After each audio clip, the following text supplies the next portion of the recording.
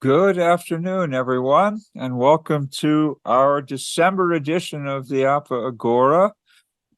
You all know me well enough, and I know you too at the moment, so there's no need for introductions formally, but I do want formally to welcome our guest, Greg Sadler, and introduce him to you. So just bear with me while I organize a little bit. Here we go. Greg is president of ReasonIO. He's an adjunct professor of philosophy and humanities at the Milwaukee Institute of Art and Design and co-host of the Wisdom for Life radio show. His popular YouTube channel has nearly 3,000 videos and has drawn 14 million total views. That's very impressive, Greg, and we're all going to want to know how you pulled that off. Everybody wants 14 million views, so we'll bug you about that a little bit later. He is a member of the Modern Stoicism team and edited Stoicism Today from 2016 to 2022. He recently finished the Half Hour Hegel project, providing line-by-line commentary on the Phenomenology of Spirit. And to me, that's even more impressive than 14 million views on YouTube, but you can understand Hegel that well. We want to learn more from you about him. After serving in the U.S. Army as a combat engineer, Greg earned a BA in mathematics and philosophy from Lakeland University, then an MA and Ph.D. in philosophy from Southern Illinois University at Carbondale. He's been a faculty fellow at Notre Dame University's Erasmus Institute, a visiting scholar at the European Graduate School, a Charles Chesnutt Library Fellow, and recently completed the LEAP Institute for Nonprofit Leaders. His publications include a book, 2 edited volumes, dozens of academic articles, book chapters, encyclopedia entries, and numerous pieces written for popular audiences. Greg's philosophical counseling and consulting work focuses on the emotions, ethics, leadership, and specifically on anger management. His past and present clients include corporate executives and leaders, CEOs of smaller and startup companies, psychotherapists, psychologists, medical professionals, professors, lifelong learners, and students. Welcome, Greg.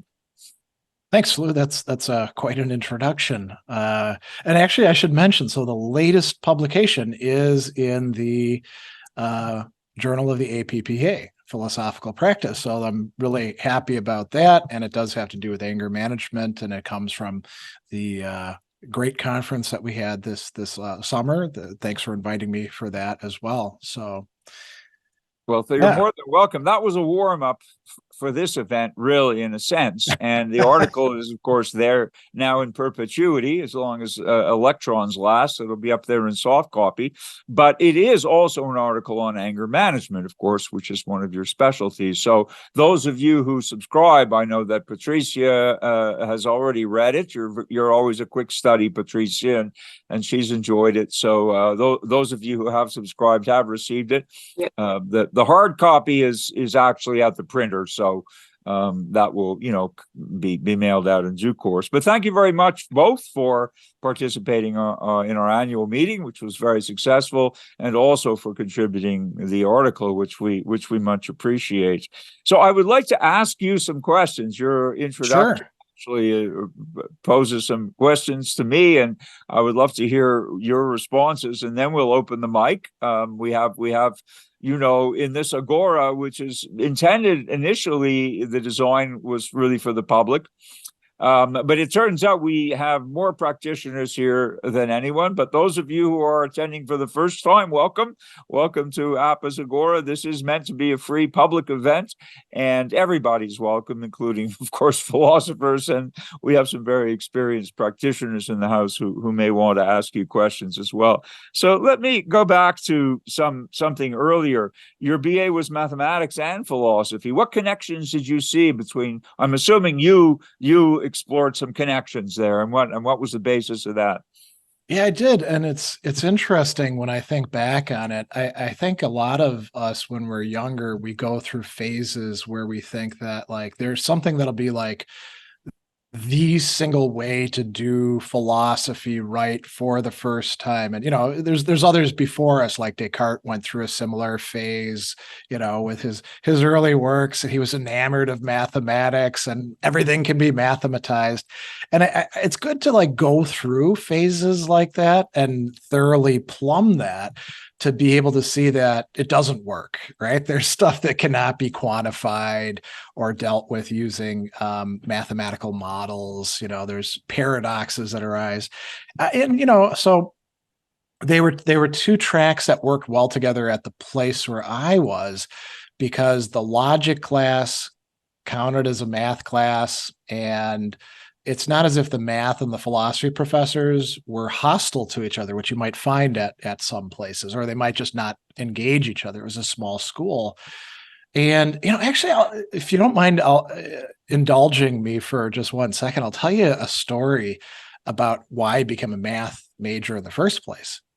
So, like I imagine many of you, when you took mathematics in middle school and high school, it was presented in kind of a boring way. I hated our geometry class, which was just mind-numbingly boring. And I was one of those kids who was good at math, but I'd be like, what am I ever going to do with this, right? And so I actually, was a combat engineer. There's mathematics involved in demolition, and I found that really fun, but it was kind of low-level stuff. And then I got into college, and I declared a philosophy major right away because my mom's boyfriend had said, hey, declare a major, then you're not just Joe Freshman, you're not going to get lost, you're in with a group. And I thought philosophy sounded cool, and so I did that. But the person who was putting me into classes put me into Calculus 1. And I was like, oh, this is going to be terrible. I mean, I know I'm good at math, but this is going to be boring, just like all my other math classes have been. And we started out the very first day, the guy who taught it was super into theory. So he said, okay, so calculus is based on the theory of limits. Here's some, he doesn't say, here's some metaphysics, but here's the idea behind it. And then he goes and he starts, doing things on the board. And I was like, this is mathematics? No, this is more like philosophy. This is really interesting stuff. So I went up to him after class and asked him some questions, and he was totally happy because students didn't ask him questions about this sort of thing. They just wanted to know what the proper techniques are and all that. And so his eyes lit up, and we start talking about infinity and whether positive infinity and negative infinity like coincide. And, so I'm really getting into it. And if I hadn't had that sort of person coming along at the right time, maybe I wouldn't have majored in mathematics, because the way I ended up doing it was I took Calc 1 and then I was like, oh, this is good. I'll take Calc 2. And then you've got a couple more classes. Then you're like, well, maybe I should minor in this. Maybe I should major in this. And so it's like a gateway drug, you could say. And so I wound up, being interested in like the foundations of mathematics and what logic could be used for, how we could model things, what the limitations of what we call formal systems actually are. And so it was good to go through that and to get past it, I would say, and to become aware of the limitations of whatever it is that we're going to base primarily on mathematics. So, I'm not a skeptic about the use of statistics, for example, in argumentation. But, I want to, if I see somebody making a claim, I want to know, okay, what's your sample? Where did you get it from? What questions did you ask? All those sorts of things, So I found it very useful. I actually considered going on to graduate school in mathematics instead of doing philosophy, but I liked philosophy better. So that's how I ended up going the route that I went. I also considered doing the actuarial exams, which would have been at that time a great idea, because actuary was considered one of the best professions you could do in terms of stress, money, all that kind of stuff. But now the actuaries are getting phased out by AI. So maybe it wouldn't have been such a great idea to do, right? Right. Well, our turn will come, no doubt. I'm waiting for the other shoe to drop, Greg, and we're gonna For philosophers?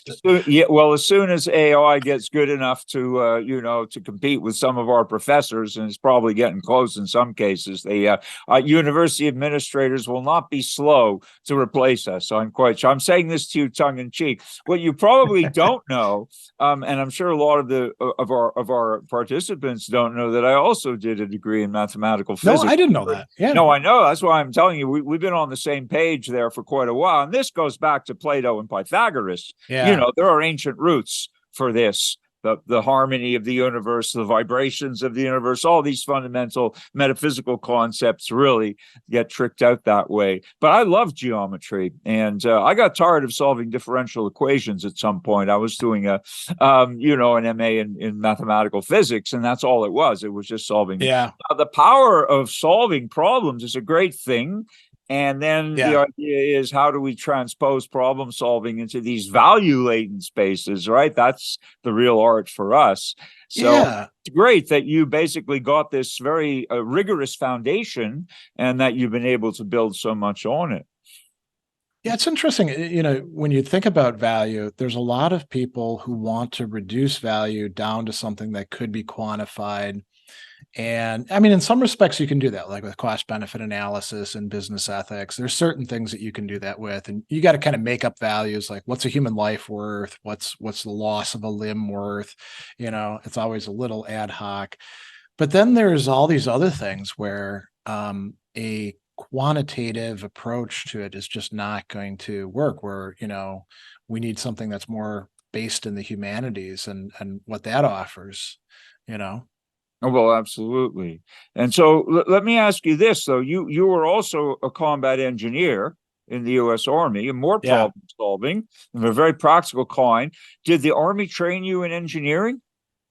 Not in what we normally think of as engineering. So combat engineers, think of them as one step up from infantry, and given a lot more tools and technology and smaller groups, and they're expected to go out in front of the other troops and do things like lay minefields, blow up obstacles, put up, fences, and, maybe make bridges or things like that. So it's a combat arms thing. And I hope I don't offend anybody by saying this, but this is actually quite true. Combat arms people in the military, not usually the brightest bunch. If you can't qualify to be something like finance or supply or something, then they put you in infantry or armor or artillery. So actually you do learn a lot of problem solving matters in how to get people who are not particularly bright or motivated to get things done. It was a lot of fun in many respects, blowing things up, pretending to go out on training exercises and stuff like that. But there were a lot of things where you're like, how did somebody how could they be so thoughtless as to do this or this or this, right? And so learning how to deal with that sort of stuff without letting it get you all upset, that was quite helpful in terms of life lessons. And I will say this too, I had no intention of ever going to college. And if I had gone to college straight out of high school, I probably would have flunked out, because I would have been partying and not taking it seriously. I actually, in high school, I, at graduation, was called up to receive a special award. And when it got handed to me, it was kind of a backhanded compliment. It was for succeeding despite the odds. It was like a little plaque, and a law firm in town had set aside $700, I guess, every year for this sort of thing. So they handed it to me, and I spent it on tuition for my karate school that I was going to at the time. And then I sent them a letter saying, I'm not going to college. I'm just working in a restaurant doing that. And then I went in the Army, and the Army gave me, some discipline and capacity for learning how to deal with other people's nonsense. And so then when I went to college, I was able to do pretty good, but if I hadn't gone through that, I probably would be still working in restaurants today, Yes, and part of our attrition rate, and a lot of people aren't working in restaurants anymore post-pandemic, but our attrition rate in the U.S. is higher than it would be if people did, especially the boys, I would say, because they mature more slowly, if at all. But they generally at age 18 are not mature enough to Yeah. come out of high Yeah. school and tackle a university curriculum. And there are plenty of European countries that compel them to do military service, whether these countries are actually involved in ongoing conflict or not. Greece does, Finland does. I think Norway might still do it. Israel obviously does it. But the thing is that what they find empirically, and it won't surprise you or me, but they are much more serious at 22 than they were at 18, and they're much better equipped to handle and complete a college curriculum at that stage. Yeah, I mean, even if you didn't do something military oriented and you did just like work in restaurants or in some other, some other enterprise, you're probably going to be, by the time that you're 22, hopefully better equipped to handle what's involved in college education. And it is kind of a shame that we push it so hard, oh, you've got to go to college. You got to go to college. That's the only way to succeed. Because I don't know about you, but in some of the places where I've taught that are fed by college prep schools, a lot of these kids get there and they're smart, they're courteous, they're diligent, but they seem kind of lost, and they've picked a major that they're not really that interested in studying because they heard it would be good for them, and it's usually like business, one of the ones under that, or communications or psychology or something along those lines. Sure. Well, the iron law of the invisible hand kicks in at some point as well. In the UK, they have never been ashamed of what they call red brick polytechnics, where people who really weren't cut out necessarily for an erudite kind of scholarly career could still learn some very valuable skills that would benefit themselves and society. And there was no shame at all involved in it. And we are coming around in America to rediscovering that we need more skilled tradespeople than ever before. And so the equivalent is what we call a vocational school, basically. But these trades never become extinct. And in fact, the economy now dictates that we have a shortage of them. So I think that this kind of vacuum is bound to be filled. But also there's something to be said about the slower maturation process. Mathematicians and philosophers tend to have two very creative periods. One early in their even late teens and early 20s, where they get phenomenal work done if that bent. And then there can be a sort of a hiatus, and then they can come back in their 50s or even later and have another burst of lasting creativity and contribution. So that makes sort of sense, that you went through this. What was your graduate work when you finally did go for the, as we call it, the trade union card, the Ph.D.? What was your thesis about? What did you tackle? I took a year off in between undergrad and graduate school because I had what they called senioritis at the time, and they still use that term now, where I was just kind of burnt out. And I worked for a living. I lived here in Milwaukee and worked as a security guard, which is great because that third shift I could do a lot of reading and I got a lot of exercise done. And I worked as a barista. And then I had no idea. I'm essentially first generation college, because although my dad was a tax attorney, he'd gone to UW-Madison. He died when I was 11, and most of my family are tradespeople, so nobody could give you any useful advice, right? So I didn't have any idea about where you should apply to or stuff like that. So I just sent out applications, and Southern Illinois got to me the quickest with the most money. And I was like, yeah, sounds good. I'll go down there, And it was a great department at the time. Unfortunately, due to the budget cutbacks in Illinois since the financial crisis, the department is just gutted. It was about 14 professors full-time when I was there, and it's down to 4 full-time people, which is not enough to sustain a graduate program, I think. And so I think they'll probably end up closing that. And it was nicely distributed. There were analytic philosophers, there were continental philosophers, it was also a place that had a great strength in classical American philosophy. And then there were a few history of philosophy people. And if you wanted to do more, classic stuff, there was a classics department where you could study Greek, and you could do your rhetoric with the English department, or speech communications and stuff like that. So I took as many classes as they would let me. And I did my master's thesis on Husserl. One of the professors was translating the passive synthesis lectures at the time. And so I did that, and I brought in, stuff about language from de Saussure and all that, and ended up basically just duplicating what Derrida had done in Speech and Phenomena, because I hadn't read that book. So that was kind of valueless as far as like publishing anything, because it had already been done, but it was a good practice for me. And then for my dissertation, I was originally going to write on Hegel and this guy, Maurice Blondel, who's often called the French or the Catholic Hegel, dialectical philosopher. And my committee said, it's a little bit too ambitious. Why don't you just write on Blondel? You really like the guy. Nobody else writes on him. So I did. And I wound up with this sprawling thing that I never ended up doing more than publishing a little, section of. I would say that a lot of my mentoring was essentially benign neglect. They would say, you seem like you know what you're doing. Just keep going that route, And it was good for me because I would read whatever I wanted. I had facility with languages, so I could, go back to original texts, and I would work on stuff that other people considered not trendy enough, but I thought was interesting. But, as a career move, not a great idea, right?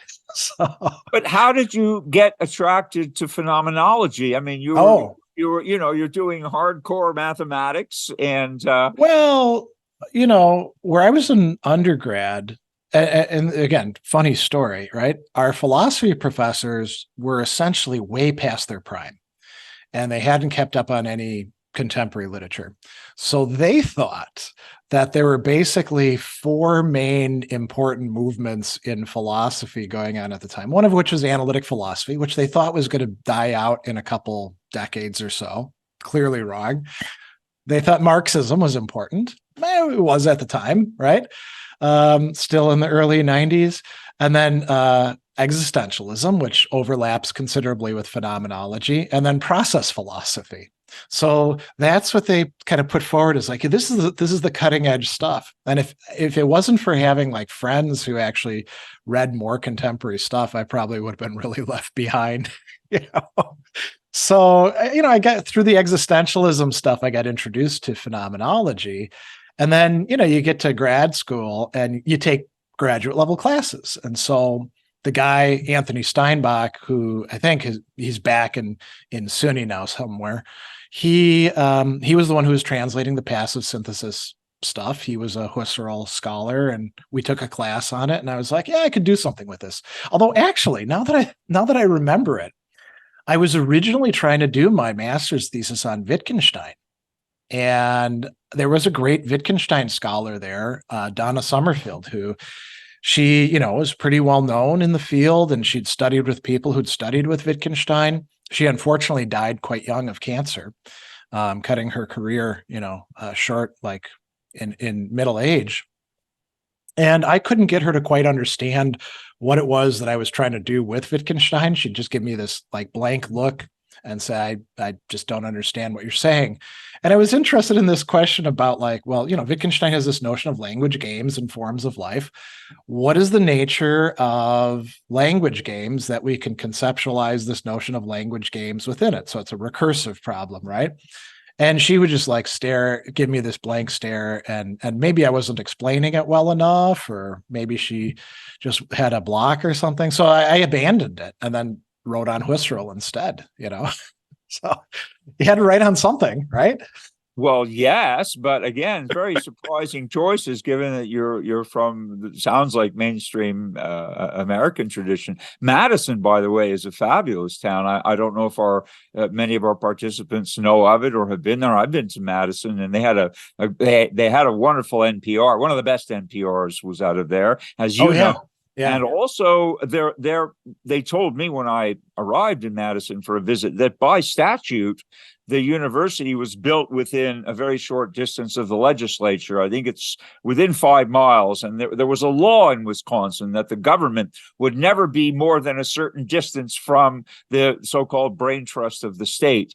And I thought that was quite enlightened of them. It's nothing like New York. Yeah. We have our capital in Albany. They couldn't be further from Manhattan unless it Buffalo. But seriously, this signaled some kind of a sobriety that was quite surprising and uplifting. Well, we have two interesting traditions here in Wisconsin that unfortunately have kind of fallen by the wayside. It was originally one of the hardcore abolitionist states. There's one of our governors, Randall Alexander, actually threatened at the time of Lincoln's election that if Lincoln wasn't elected, he was going to withdraw Wisconsin from the Union. So what do they call that? Withdrawing the state. Secession. Yeah. It wasn't just a Southern thing. It was also a Northern thing, but it was because they didn't want to collaborate with the, slaveocracy, which was viewed as dominating, unfortunately at that time, the United States. So we've got that long, a tradition of equality. And we also, in significant part because of the German heritage, it wasn't just any old German heritage. It was Germans who fled after the failed revolutions in 1848. We had a strong socialist strain to Wisconsin politics. And it plays out in things like, for example, in the city of Milwaukee, compared to Chicago, per capita, we have 4 times as much green space as they do, because it was felt that, poor people deserve to experience nature in the dirty city.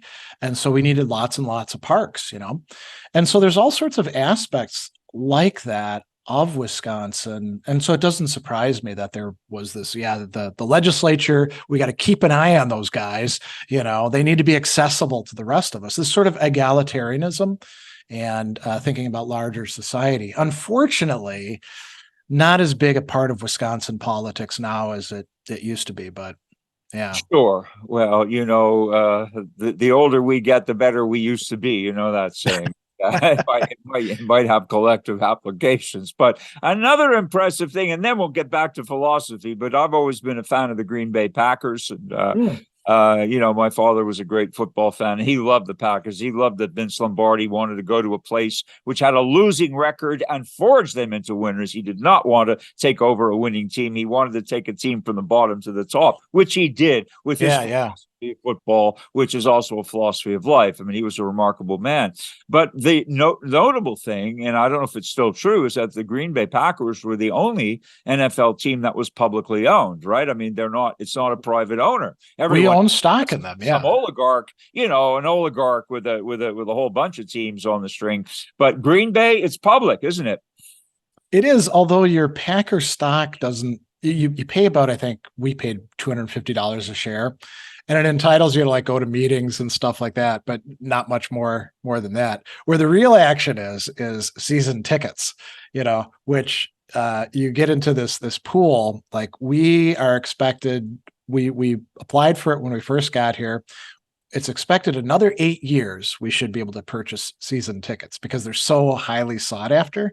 But there is this ethos. It's interesting with the Packers. Everywhere that we've gone during the season, if we're at a conference, there is a Packer bar somewhere.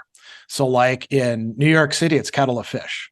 And you can go there. And my wife she's been to that. I've been to ones in Boston and other places. And the curious thing is you get all these New Yorkers and they come in, and they're often dressed quite nicely. And as the game is beginning, they're talking with the kind of typical New York accent, right, that they've picked up. And then by halftime, they're with the Wisconsin Yatter Hay sort of accent. Oh yeah, look at that, and they're eating cheese curds and all that sort of stuff. So, but it is interesting that you can go just about anywhere, and there are going to be some people who you can relate to as fans, and sometimes you actually have to get reservations because the bars will be so packed. when they're winning, Yeah. Now pretty easy because they're not having a great season, but they've had plenty for a small community relative to the larger cities that yeah. football teams. It's really incredible. I think the tradition that carries on. And for our audience, if you're ever in Chicago and have a day or two, it's a pretty short drive to Madison. Milwaukee's a little further, as you know, but no, it's about the same. It's about the same. Well, I went to Yeah. Madison from O'Hara. It was a short drive. Yeah. Hour, maybe hour and a half, whatever it was, couple of hours at the most. So Yeah. it's easy to reach if you're in the Midwest, and definitely recommended to spend some time there. It's a very interesting place. So, Greg, how did you move from all of this into philosophical practice? Was it sudden? Was it gradual? How did you become a practitioner of philosophy? So I was doing some of the things that we call philosophical practice on kind of an ad hoc basis with colleagues before I went through the training and certification that I think it was 2014, the summer that you led that down in New York City. And I don't know if it's my wife who came across it first or if I came across it, but I was like, well, I'm already doing stuff like this and not getting paid for it at all. And I could probably do it better and up my game if I connect up with other people who are doing this and have a body of practice associated with it, right? So it's not just me kind of making it up as I go along. And that's what drew me to do the certification, which was very useful. And I will say this, so this is going to sound like I'm making a pitch for it. So the reading beforehand in preparation, and then the discussion of what is philosophical practice? How do you do it? That's very useful. But then the hands-on stuff, how do you actually establish a business? You need insurance, where are you going to get your clients from? How do you set your rates? Those sort of nuts and bolts things, very useful as well. And I don't think that I would have come up, and maybe I would have come up with that, but it probably would have taken me years, and I probably wouldn't have done it as well without, participating in those discussions, informed by you and Vaughna and other people who'd been doing it for decades. So, yeah. But great, but this is a profession. If it is a profession, I think it is a profession without state recognition. Is probably a good thing. We don't want governments regulating philosophy. Not a good idea. Yeah. But nonetheless, it's a population of really self-identifying practitioners. People who've always, in one way or another, either thought about it or have done it. And again, there's no need to reinvent the wheels. We didn't reinvent all the wheels either, but we, as you well know, and we're preaching to the choir here because most of I'm looking at the participant list, and there's so many who've been through our program, and some of you who have not yet. I hope you will. But the point is that we had to blaze some trails, in order to turn philosophy. They don't teach this practical stuff in graduate school, nor should they necessarily. But it still has to be a threshold that gets crossed at some point. When you step out of the academy, you have to have some trappings and semblance of what it means to be a professional outside the academy. That's necessary. Yeah, I think that's quite true. I mean, I know that having the certification has opened doors because people will be like, well, so what exactly are you? Are you a consultant? Are you a life coach? You can be like, no, I'm a philosophical practitioner. Here's what we did. And then they can wrap their head around it. Whereas if I were just to try to invent it all on my own, I don't think it would have worked as well. And it's interesting too. I'd be curious to hear from you about this, or any of the other people that want to chime in about this. So you do get pushback from colleagues who, when they find out that you do this kind of work, they don't like that. They're like, you're debasing philosophy. One actually used the word prostituting at one point. And I actually had a chair of a local philosophy department. I won't say which one it is because I don't want anyone looking them up. I'll just say that they're since retired. who came up to me at a local conference, and I'd never talked to this person in my life. And he came up to me and he said, you know, what you do isn't really philosophy. And then he just turned around and walked away.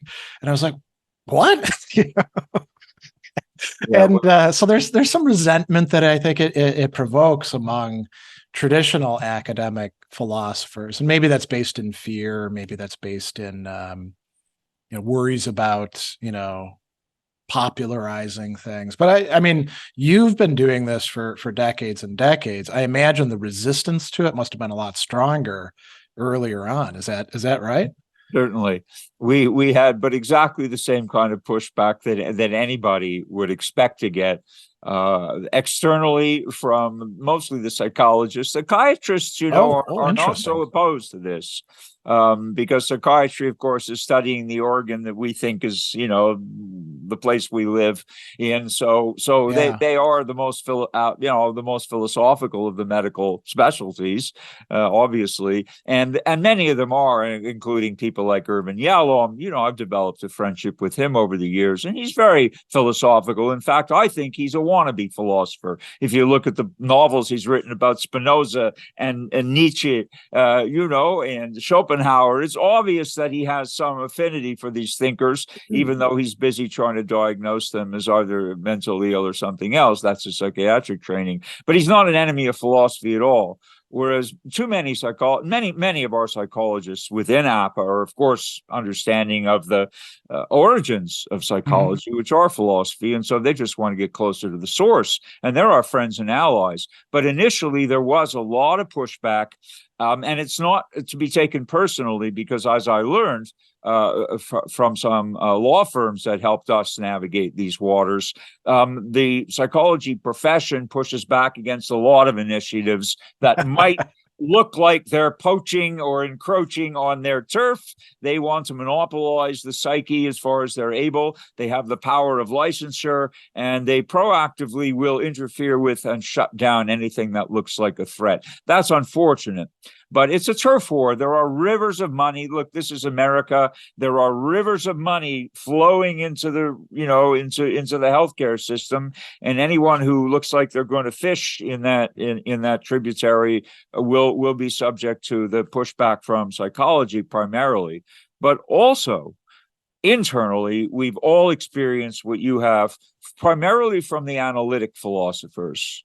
Not so much from the applied ethicists, not so much from the activist branches of philosophy, but the pure analytic tradition, I believe, makes a fundamental mistake of regarding the part as the whole. They think that theoretical philosophy is all there is and all there should be. So there is this ressentiment or fear or anxiety of the unknown when they see. And so the accusation, you use the word, Greg, popularizer, they use it as a pejorative. Or they used to. But then you have phenomenally successful people who actually are helping them by popularizing philosophy. We attract more students into philosophy departments, and this benefits the analytic types, whether they realize it or not. We're actually helping them too. This is a bit of a digression, but I have a short theory about like philosophy and justifying itself that I'd like to run past you, because it's drawn on my like personal impressions of what happened in the 70s and 80s. And obviously I was too young to like be seeing what was happening in the field, but I kind of got the idea that a lot of philosophy departments, there was plenty of money flowing to universities at that time, whether they're state or private or whatever. And so philosophy departments and the kind of things that they were willing to consider philosophy, they could be elitist about it. They could be like, philosophy is for really smart people. You're not really smart enough. Why don't you go over there to psychology or business or, one of these other fields, the kind of stuff that we do, you wouldn't get it. And you look at this, a lot of the stuff that was being published at the time, and it's kind of along those lines. I remember getting a book at a used bookstore, and it was called What Philosophy Can Do. And the guy was making a case that basically conceptual analysis and all the rest of it is nonsense. That's what philosophers should be focused on. And that works fine so long as the money is flowing through, right? But as soon as you have to like make a case to people who are going to write your checks, who aren't, they haven't taken philosophy classes. You'd better be able to explain what it is that you're doing, first of all, and then what sort of positive impact you're having. And I think that's one reason why it became easy to cut departments and reduce budgets, sometimes close departments, because there was this perception that philosophy doesn't really do anything. It's just kind of sitting around and pontificating, and it's essentially a waste of time. Was somebody who's kind of from an ordinary background. I mean, I can see that. I don't pay for services that I don't use. So why would they want, if we can't give a justification of how we're benefiting people through what we're teaching and how we're teaching them, why should they pay for us? So, but was it like that in the 70s and 80s, that this sort of? It was good for a long time. Yeah. Because philosophy was regarded as, even if it were useless ultimately, or applicationless ultimately, yeah. It was regarded as a kind of mental gymnastic that at least could help people develop rigorous thinking and hand waving and other things. So, there was some, but the analytic school in particular did such a good job of making itself irrelevant and inaccessible that they are now paying the price. When humanities is being defunded, part of it is a broader ignorance on the part of the administrative class, unfortunately, and hubris. We need STEM, but we're losing what it means to be human because of the defunding of humanities. It's a great tragedy. So philosophy becomes more important in the end. And just as we are self-selecting, and all the practitioners in APPA are people who are self-selecting, they had visions of themselves and were already practicing before APPA was formed. And we just find that as an organization, we have more credibility, we have more support, we have more strength. Obviously, there are still independents out there who do well.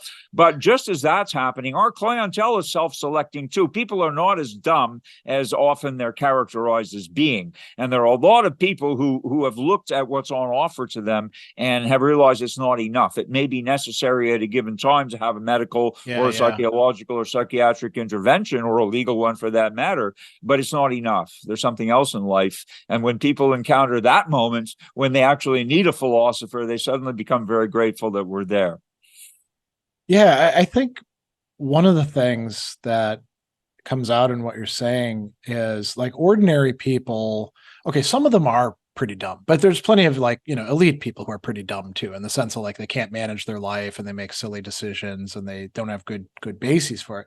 But most people tend to be smarter than academics give them credit for, I think. And part of the problem is we wind up setting up this divide, and they feel like how are they going to get across it to access the things that, we academics or we elite or whatever you want to say have to offer them.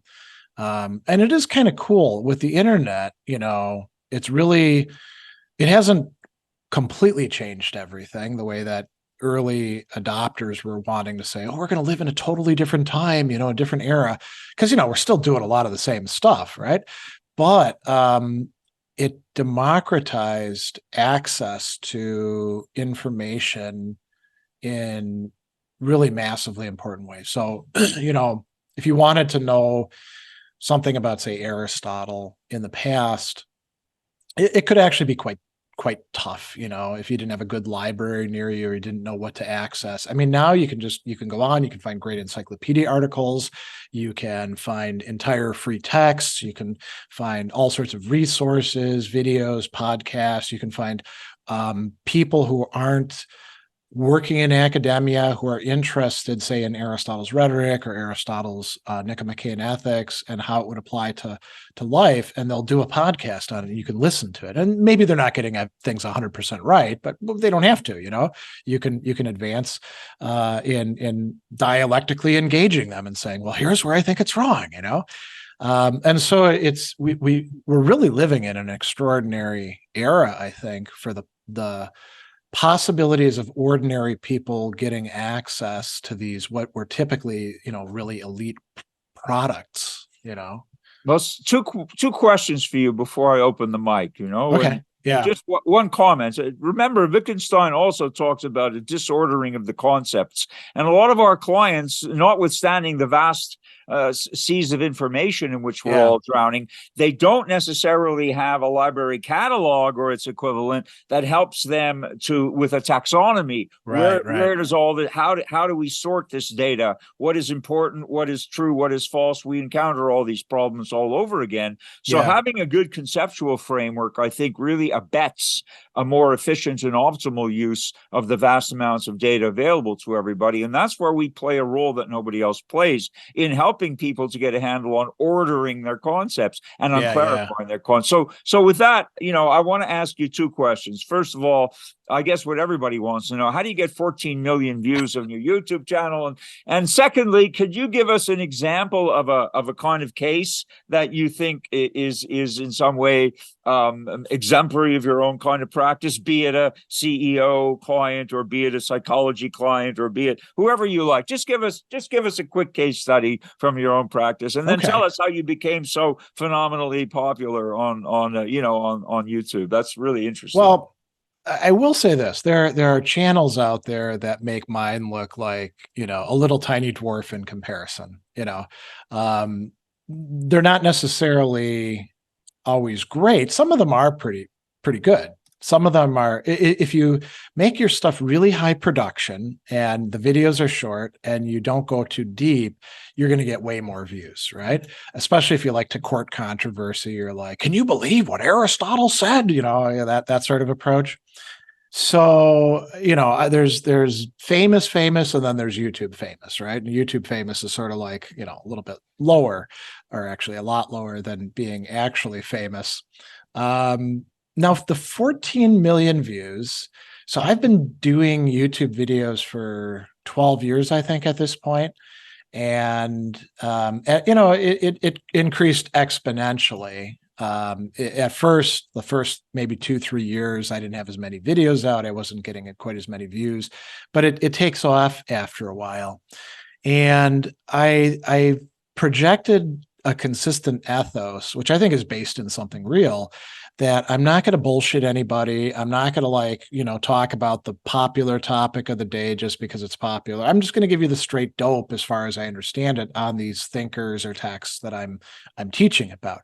And I'm not overly critical. So like when I teach somebody I don't fundamentally agree with, like Kant or Hume, I present it, I present it sympathetically without saying, oh, and here's where Kant is wrong about this. I present it charitably. And so people know that they can go to me for accurate, competent exposition of stuff, and that I'm not going to spend a lot of time, putting graphics in or, making beautiful sound stuff. It's going to just be like classroom teaching. So that appealed to people. And it's interesting because when I first started, I don't know if I ever told you this, but I'm not politically conservative, but I'm temperamentally conservative. I don't like a lot of change. And I'm very suspicious of, proposals to do big projects. So my wife is the early adopter, let's do this cool thing, sort of big picture kind of planner. And she was the one who convinced me to put videos online. She was like, she got me a flip cam and she's like, why don't you record your classroom sessions? And I was like, well, who the hell's going to want to watch me? I'm nobody, and, the lighting isn't good and the sound isn't good. And she's like, what do you have to lose? Just try it out. And I was like, well, okay, I guess I'll do it. Right. And I did that first at Fayetteville State University, just with these critical thinking classes, which they own, because at that time, YouTube, you couldn't upload more than like 10 minutes at a time. So we had to do it institutionally. And, the biggest catalyst for me was the comments that I got, because there were people who were saying, thanks for putting this out there. My professor won't explain anything. And I was going to flunk the class and this or that. Or I used to go to college. This is really nice. It's like being in college again. Or I can't afford to go to college. Thanks for putting these resources out there.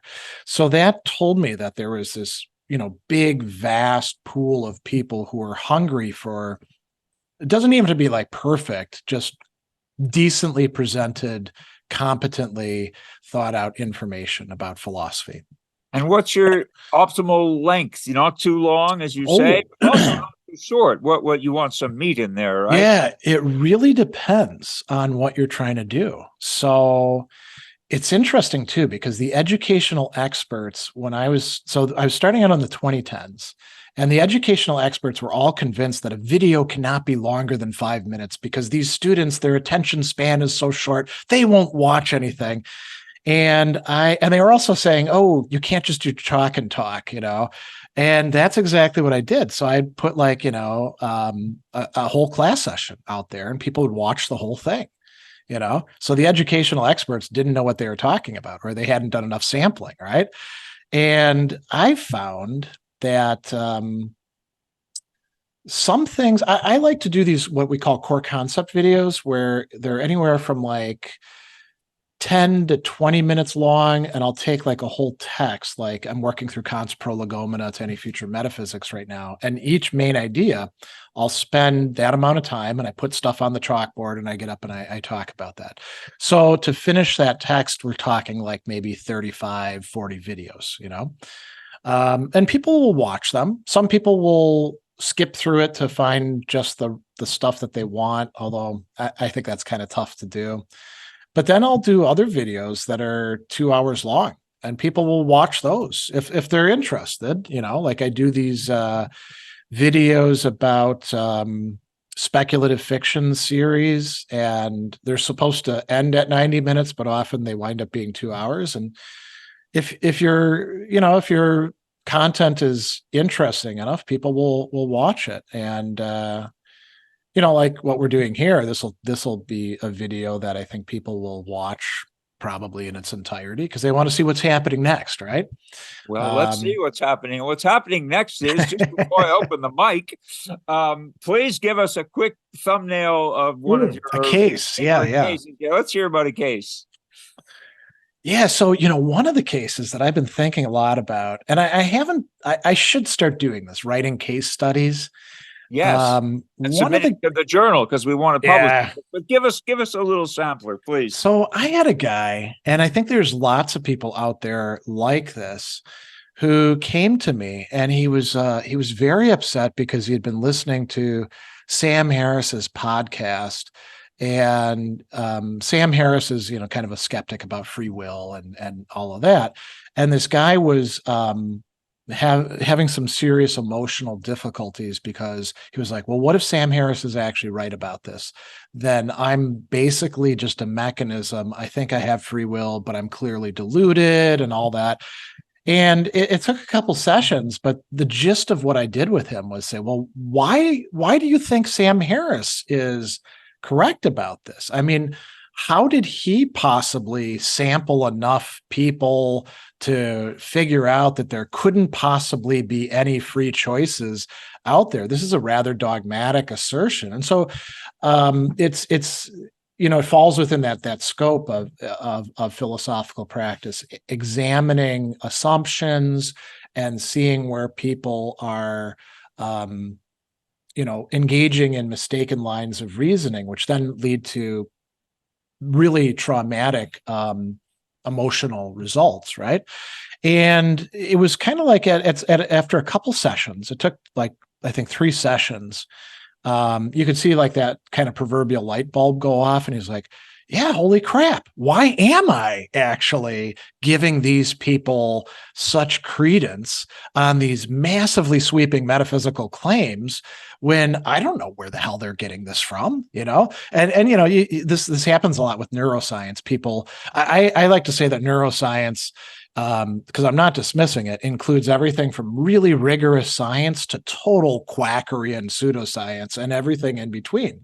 Because there's a lot of people who think that, well, we'll just do some brain scans on 10 volunteers in a university setting in a very artificial experiment, and then we'll deduce some pretty massive things about the human emotions or decision-making processes. And you're like, well, this is terrible philosophy. Really? So anyway, I worked with him on that. And sometimes you got to and I'd be interested to see what you have to say about this. Sometimes you got to kind of like, you can't approach the problem directly and say, here's your problem, buddy. Let's just do this. And it works. You got to kind of pick here and kind of, it's almost like unraveling a knot. It's dialogue. This is what dialogue does. It unravels the knot for the client too. But I'm remembering Isaac Bashevis Singer's response to this, which is not resolving anything, but it's amusing. And he noted once that every time he crosses the street with a fatalist, he says the fatalist always waits for the light to change. So, so just a humorous observation about hard determinism. Yeah. Okay. With that, I'd like to open the floor, and please show your hands. Physically, I can't see everyone. We have lots of folks in the room, but if you'd like to raise your electronic hand, be happy to acknowledge you, and then you can engage with Greg. Okay, please go ahead. Anyone? Patricia, okay. Go ahead, Patricia. Please go ahead. Yes, thank you, Gregory. I really enjoyed a lot listening to you. I did it as well when you presented your speech in the APPA annual meeting. But of course, and you see, you are such a great example because your path is so heterogeneous. You pass from that really it's contemporary and it's a model. It's a model. I mean, it should be like that. Philosophy now should be like this, heterogeneous, coming from different experience at the first degree, a first basis, and then becoming philosophy. Because my personal opinion now, I'm developing this during my year of experience, is that every discipline in the end becomes philosophy. So you started from mathematics and physics, like Epicurus or Galileo, and then you arrive to philosophy, and then you arrive to the show, because you are speaking to people, unknown people, through technology, through internet. And so you are also a showman that speaks about philosophy, and I appreciate that a lot. And then another thing that I was thinking, listening to you, was then I always thought that to have the courage to go in YouTube and to show yourself in a video, knowing that many people are listening to you, in a way, yes, you have the responsibility to have a competence, of course, to be honest, like you are, sort of deontological principle. You are honest, you are describing Kant or Hegel or whatever in a very honest and simple way, and respecting the length of the video, and that's it.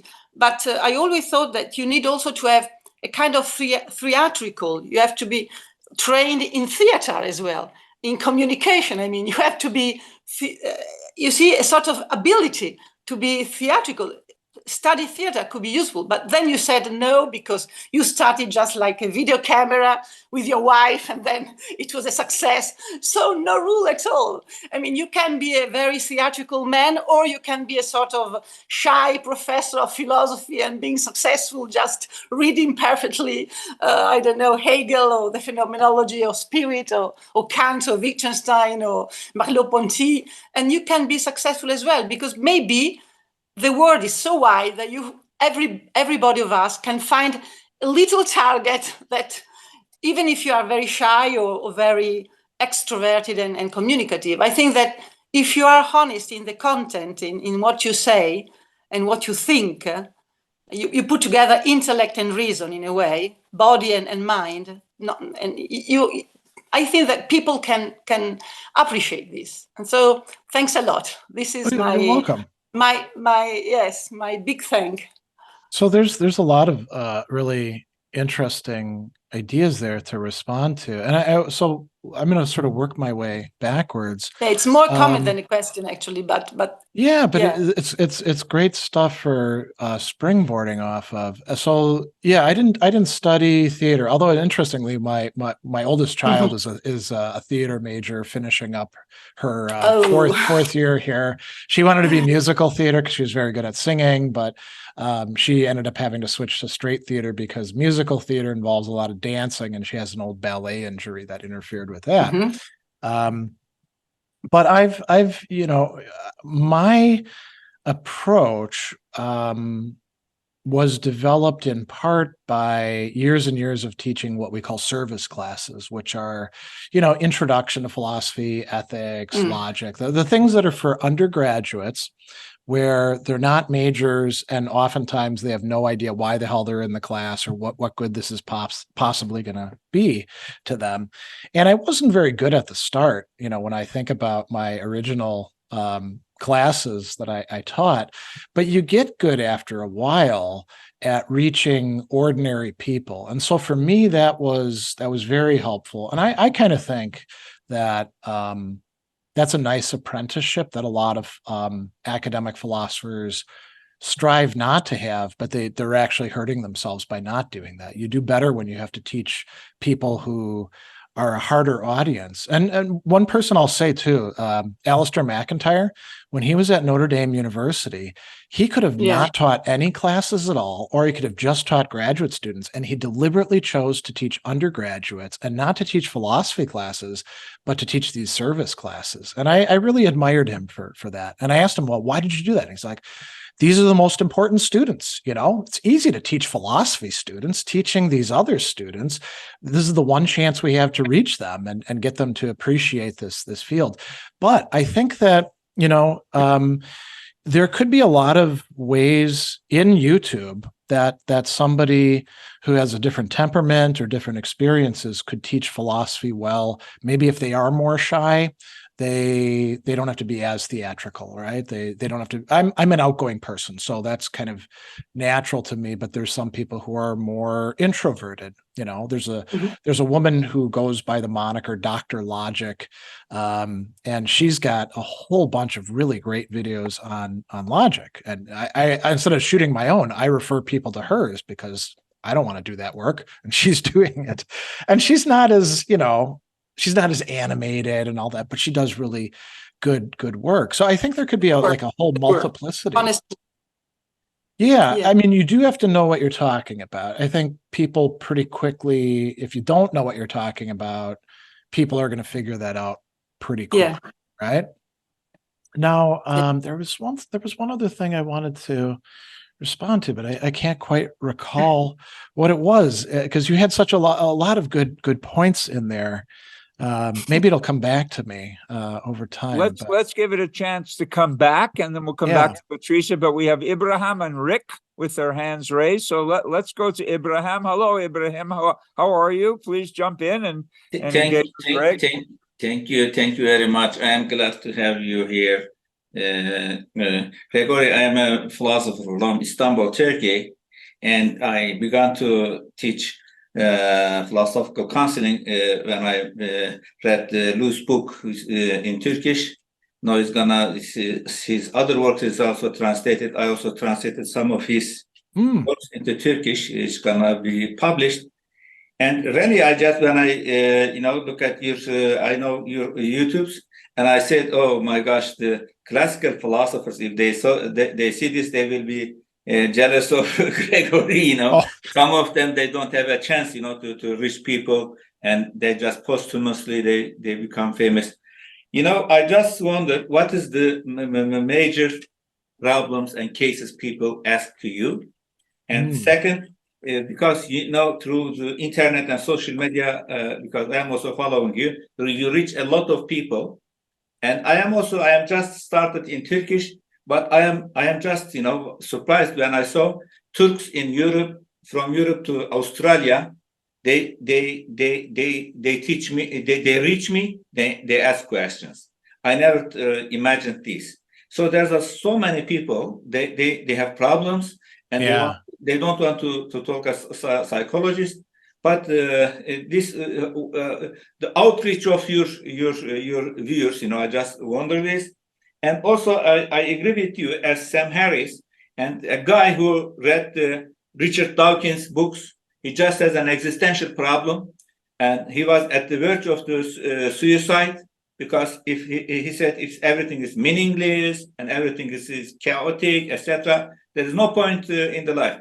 Then I suggest him. I introduce him to Dr. Viktor Frankl. Oh, yeah, and yeah. search for meaning. Yeah. Yeah. Yes, I also want to hear from you on these things. Yes, thank you.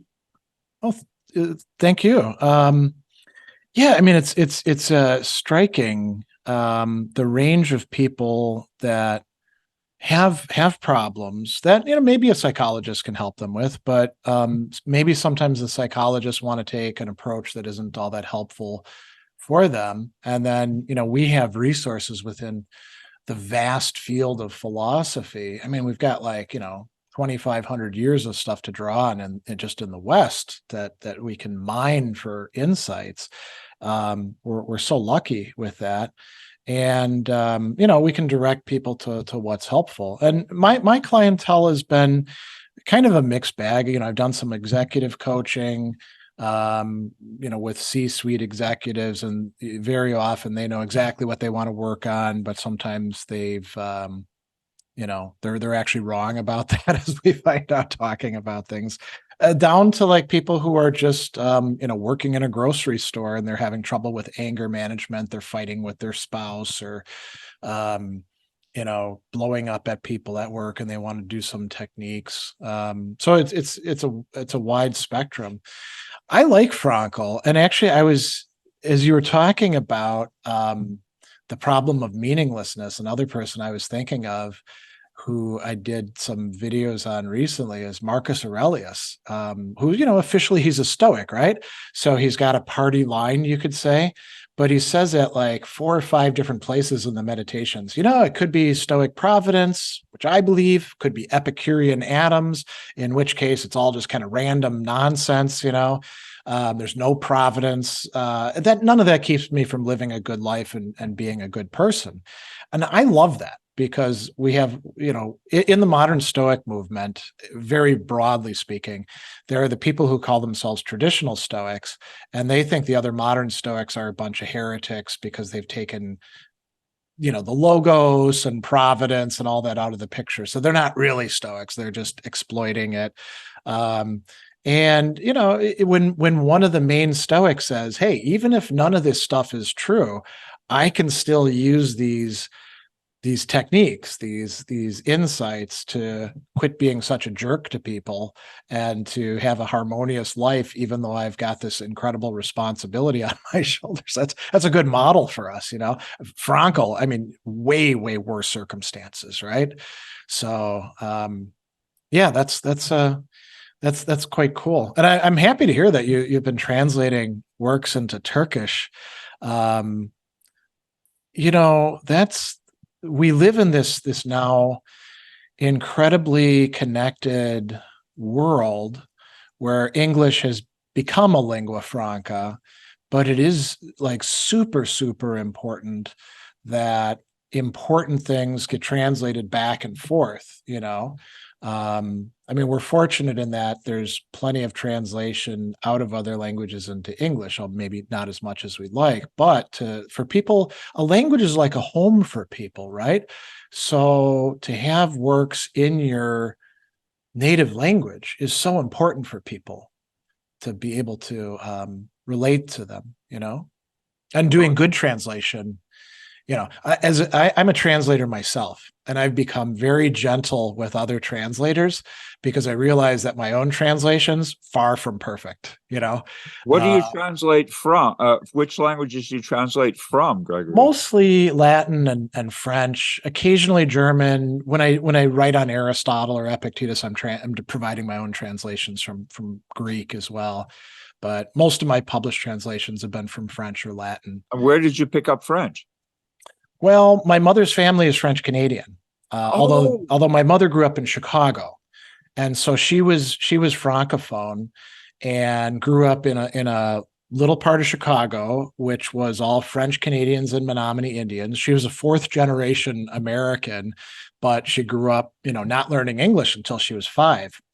And so my generation, I was one of the few kids in my generation who actually learned some half-assed French. And then she made me take French classes when I was in 8th grade and 10th grade, and I screwed off because I could afford to. And then when I was in college, they put me my first year, they were trying this new program. And if you were in the language houses, you would get a single room. You didn't have to have a roommate. So they're like, you speak French, right? And I was like, yeah, I guess so. So they put you in, they had a German house, a French house, a Spanish house, and a Japanese house. And the idea behind it was an experimental thing. There would be a native speaker living in one of the rooms, and you would do cultural things with them and chat, in the language. So the other people who were in there, one was a Hmong guy who spoke French, and then the other was a guy who was supposed to be learning French, who didn't actually learn a lick of French. And we would chat back and forth. And she liked me, so she would buy us, beer and liquor when we were underage, and we had a great time together, And then we were supposed to be studying French together, but we didn't. We just kind of BS'd around. And then when I finished college and I was like working in a gas station for a while before I took the security job, I had this textbook, and it was a textbook that was a French textbook in French. And I was like, maybe I should buckle down and actually learn decent French. So I did. And then, you're learning your grammar and your vocabulary, and then you start reading people and translating and all that. So I was, reading Baudelaire or Sartre and people like that. And I could talk with my mom. And actually, this is totally off topic, but my mom was a super, super outgoing person. She unfortunately died when she was my current age, 53. So she had a great but short life, and she loved to talk smack about people. And so we would walk around, and the place that we live right now is above what used to be the Grand Avenue Mall. And so she would walk with me, and she'd be like, Garde le gros there, look at that fat lady there, or check out that guy over there, how terribly he's dressed. And nobody could understand what she was saying, not even French speakers, because Canadian French is different than Parisian French, And so it was like a code that she would use. And that was part of my practice, And so, actually I'll say one other thing, and this will show you how silly my career has been. I got caught up in Quebecois nationalism in the 90s. And so studying French philosophy at Southern Illinois University was a way to stick it to those Anglos, so I was, studying people like Derrida or Maurice Blondel or, Maurice Merleau-Ponty, and reading them in French. And it was partly to, I was young. I was kind of stupid at the time emotionally. It was a way to say, this part of the world used to be New France. Technically it was, this is all occupied territory, being French Canadian is more like being Latino or something, which it isn't. I mean, up in Canada it is, but it's not here in the United States. And I got really, worked up about the 95 referendum, and then afterwards I realized just how silly I was being about all of this stuff, Well, I'm really glad. First of all, Ibrahim has ducked out of here, but thank you, Professor Ozdemir, for chiming in and for precipitating this thread. For those of you who don't know him, Ibrahim is a very distinguished professor in Turkey and is here at Clark on a nice. Yeah, he's a visiting fellow in the U.S. and I think may have another year. So he's also APPA certified and is a true pioneer. There's a method to his madness because he's translating seminal works into Turkish in order to disseminate the practice of philosophy in Turkey more widely as well. So you're doing a great job of being a pioneer. And we're really very grateful to you because Turkey is such an important country, on the hinge of Europe and Asia. Yeah. So, as well as probably in some ways the most modern of the Islamic nations, in many respects, the most secularized. So we really salute you, Ibrahim, and thank you so much for all of your work. Yeah, just not on Turkey. There are a lot of students from, almost 300,000 students, internationals in Turkey. And I just find out, many of them, they are also taking our translation back to their country. So just like Gregory has 14 million viewers, you can't imagine the impact of anything you humbly done. Okay, I am trying my best. Yeah. Also, Pierre Hadot is very is very well known in Turkey. Maybe you can say something as a you have been in France about Pierre Hadot. Yeah, thank you. Okay.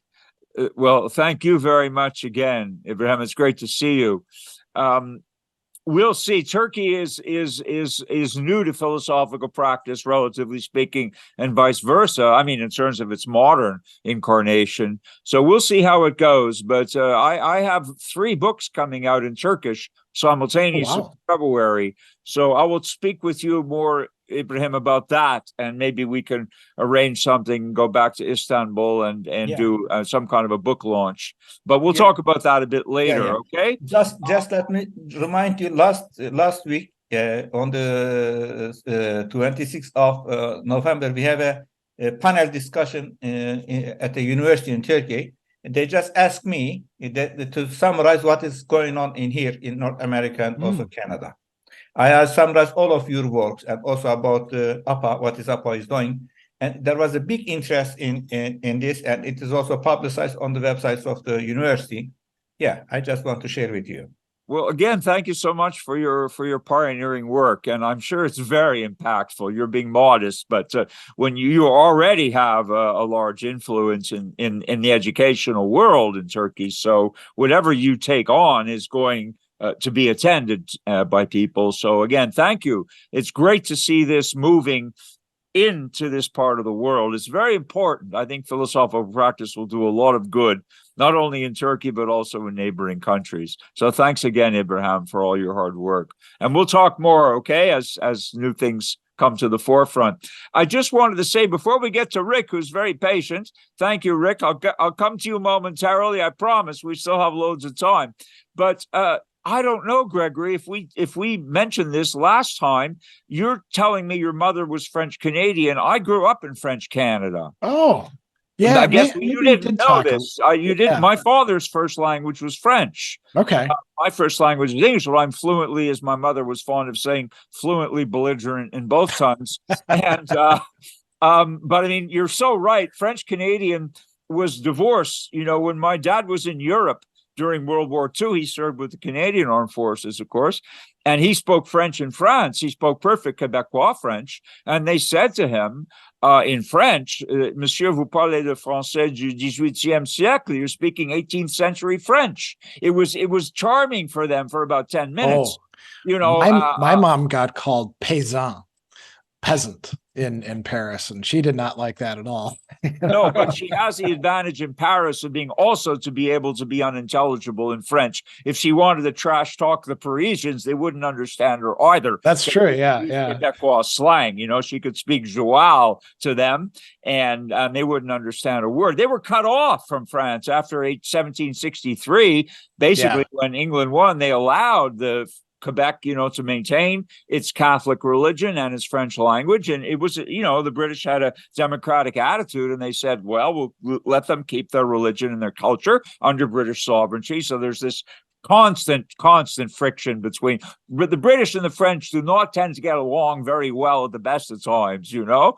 But the language was really kind of cut off from France, and so it's very colorful. They taught us Parisian French in school. It was useless in Quebec, and then vice versa. When you go to France, you better speak proper French. So very interesting. What part of Quebec was she from? Do you know? My mom, she wasn't. She was a 4th generation American. But do they know where they're probably parish? Oh yeah. So what ended up happening is my great grandfather fought in the American Civil War. So he crossed the border into Vermont, took a doctor's son's place for $500, which was a lot of money at that time. And then, you know, he survived the Civil War. And they lived in the Northeast for a long time, and they would just keep bringing people down from Quebec, sort of like how, you know, immigrant communities do today. And so my great-grandfather and great-grandmother moved the family to Chicago in the 1930s. And they had a bunch of kids. They all lived in like the same little district. It was called the Saint Jean Baptiste district after the church there, and it was all French Canadians and Menominee Indians, because there's more Menominee in Chicago than there are in the reservation, and they speak French. And they, like my grandfather's generation, so he married a Yubai from Quebec City. And actually his brother married her sister too. And they all lived together in the same block. And so what they would do is they'd keep bringing in people, right? So there's this constant influx of French speakers until my mom's generation. And then they were kind of established. But that entire generation, they all spoke French as their first language. And so, I grew up hearing it all the time and picking up not just, the good words, but also the swear words too. Some of the earliest words were like Kalias and Tabernac and, Imonsis and things like that from my uncles. And so, it's kind of a weird thing. Is she she's an immigrant, but she's not an immigrant because she's a fourth generation, but her mom was, from Quebec and all that. So it gets very confusing. It's also very fantastic, and New England is riddled with, we call them Maine, the state of Maine. All kinds of people are descended from Quebecois French people, and they are Americans several generations now, and they lost French, but they still have French names. Yes. Yep. So, and that's the way most of the people in my family are. So Sadler is my dad's family name, and it's not the real family name. It was originally Skufka, but my grandfather changed it. My mother's family name is Lemries, and we're the Lemries with the missing S, because when my great-great-grandfather came over, he was illiterate, didn't know how to spell his name, so they registered him as Lemrise. And so there's all these Lemrises who don't speak French. And funnily enough, there's a big branch of the family that has a lot of Native American in it, so they're kind of swarthy and all that. They just tell everybody they're Mexican because it's easier to tell people that than to try to explain what Quebecois means and all that. So, yeah.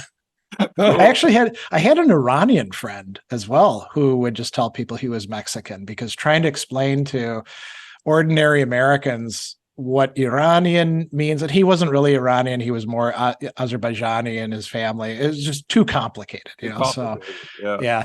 Yeah, Mexico covers a lot of ground, so to speak. Yeah. Okay. Thank you for that. Rick, thanks for your patience. Please go ahead and unmute. Sure. Nice to see you. Can you hear me? I can.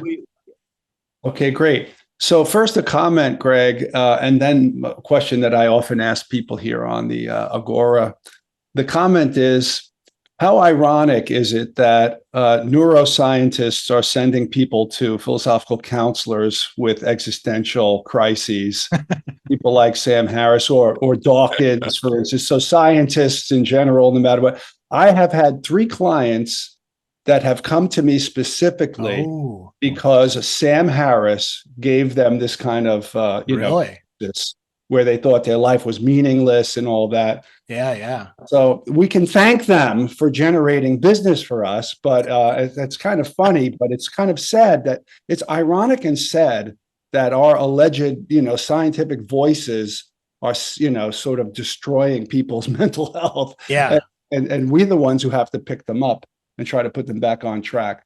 So I just wanted to share that with you. But the question is, so there's a kind of debate within philosophical counseling. I'm not sure if you've ever been pulled into it, but about methodless methods and what's your primary method as a philosophical counselor, or just like my question to you is, what's your philosophical toolkit generally consist of? And do you have a position on that method, no method kind of question? Yeah, I mean, certainly we use a lot of ideas that we take from the thinkers who we like the most. So I draw pretty heavily on various traditions of virtue ethics coming from ancient and medieval philosophy and existentialist philosophy and, some other things here and there.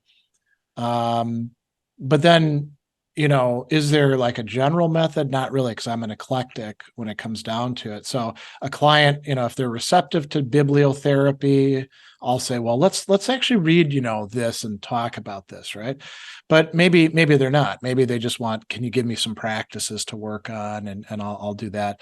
And Lou mentioned dialogue earlier. I see dialogue itself as an integral part of it. You talk to somebody rather than just the client laying out their problems and then you putting it, okay, you've checked this thing off, here's this technique.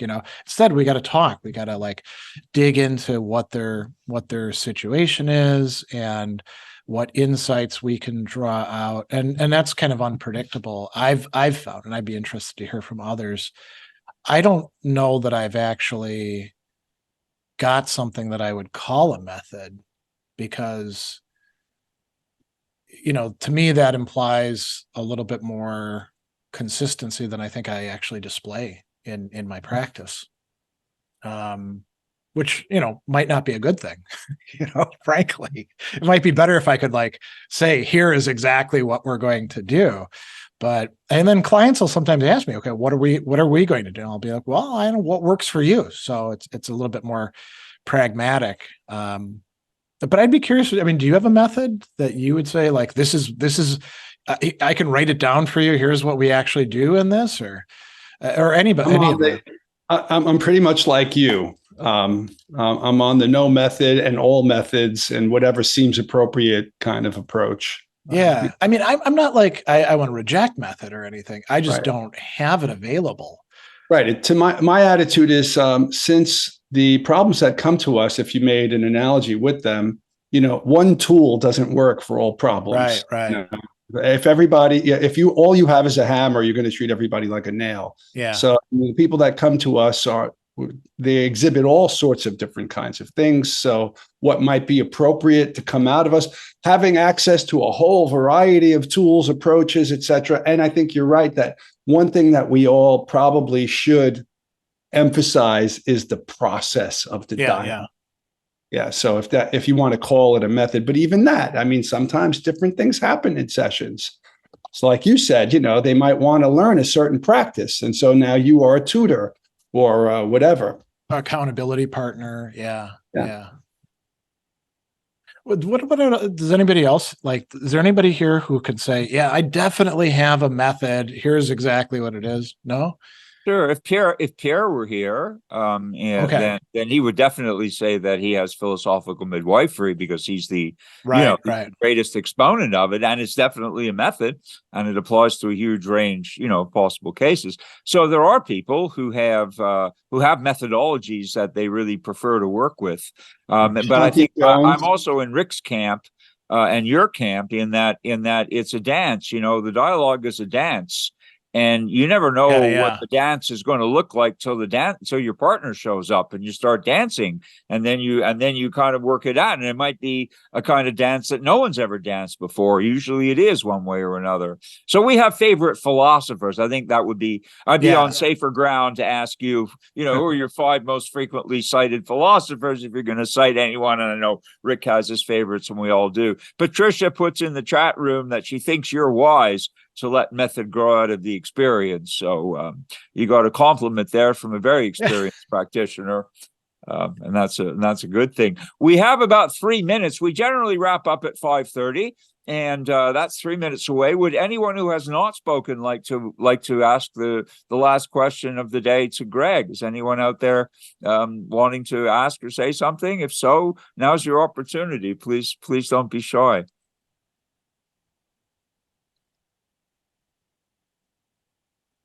Not everyone at once, but just hello to everybody. Just thank you for this lovely conversation and sharing. I really appreciate it. Well, you're very welcome. Prego, Stefania. It's getting late. You and Patrizia are in Italy. What time is it in Italy now? It must be getting late in the day. It's 11:30 p.m. Well, thank you for being here. That is quite a commitment on a Saturday night, Well, Italy is a very important country for philosophical practice. I want to tell you, in case you didn't know, it's a very big deal. There are many practitioners, many schools, a lot of conferences, a lot of literature. We're all going to be there this summer, Stefania, in Rome for the World Congress, and in August, and we'll keep in touch with you. But we'll definitely get together for real. I mean, how else are we going to eat Italian food if we're not, not in Italy, and drink some real coffee? So I'm looking forward to that. But thank you very much for joining us at this hour, and hope to see you again. The next Agora, we're going to not have one that, New Year's Eve or New Year's Day.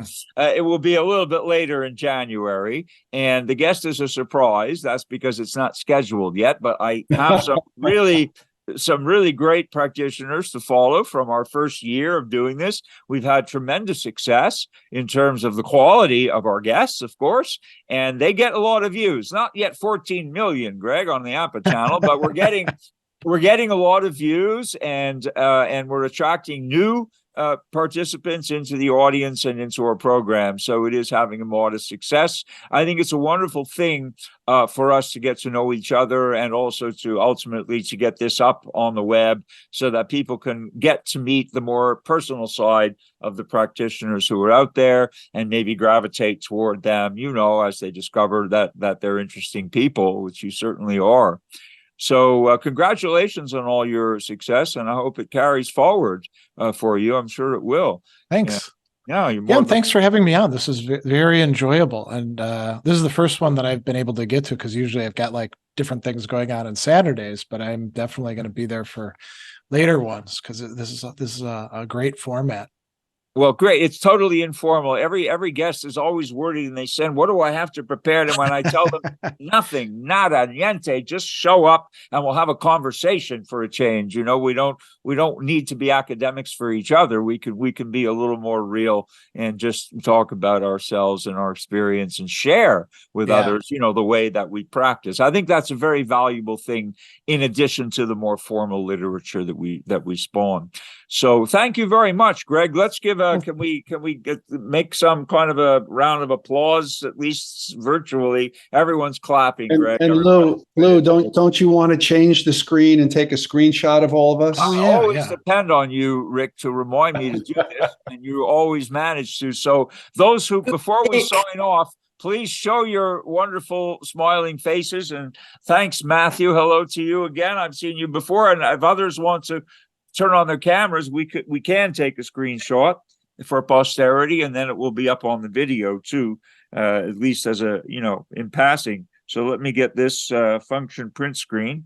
Okay, smile. Hello, Natasha. Hello, Alexandra. And those of you who are joining for the first time, welcome. And I hope you'll come back. Okay, everybody. 1, 2, 3, smile.